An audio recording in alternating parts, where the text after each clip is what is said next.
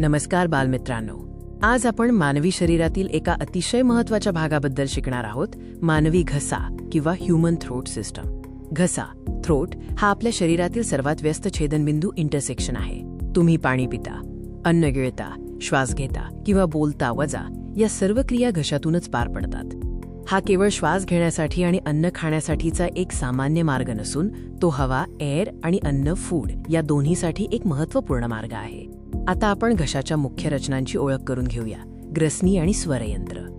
ग्रसनी किंवा फॅरिनेक्स हा तोंड आणि नाकातून येणाऱ्या मार्गांना शरीराच्या पुढील भागाशी जोडणारी एक सामान्य नळी आहे.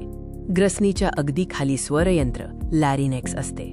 यालाच आपण व्हॉइस बॉक्स किंवा आवाज पेटी म्हणतो. हे आपल्या श्वासनलिकेशी जोडलेले असते.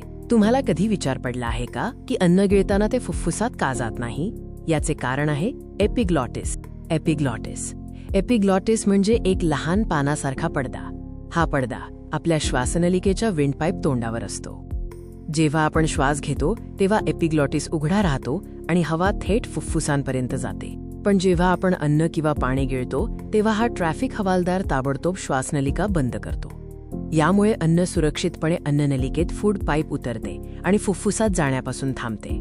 म्हणूनच आपल्याला ठसका लागत नाही.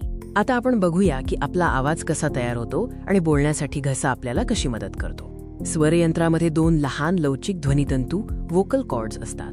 हे तंतू गिटारच्या तारांसारखे असतात.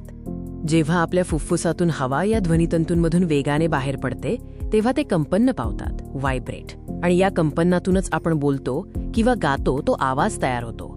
आपला घसा एक अतिशय महत्त्वाचा आणि मल्टीटास्किंग प्रणाली आहे ज्याची काळजी घेणे आवश्यक आहे. या सर्व क्रिया सुरळीत चालू ठेवण्यासाठी आपण आपल्या घशाचे संरक्षण केले पाहिजे. नेहमी स्वच्छ पाणी प्या आणि गरम पाणी पिणे घशासाठी चांगले असते. तसेच हात स्वच्छ ठेवणे आणि चांगली स्वच्छता राखणे महत्त्वाचे आहे. खूप थंड पदार्थ खाणे टाळा आणि तुमचा आवाज खूप ताणू नका. जेव्हा गरज असेल तेव्हा आवाजाला विश्रांती द्या. घशाच्या या अद्भुत कार्याबद्दल शिकल्याबद्दल तुमचे खूप खूप धन्यवाद. पुन्हा भेटूया.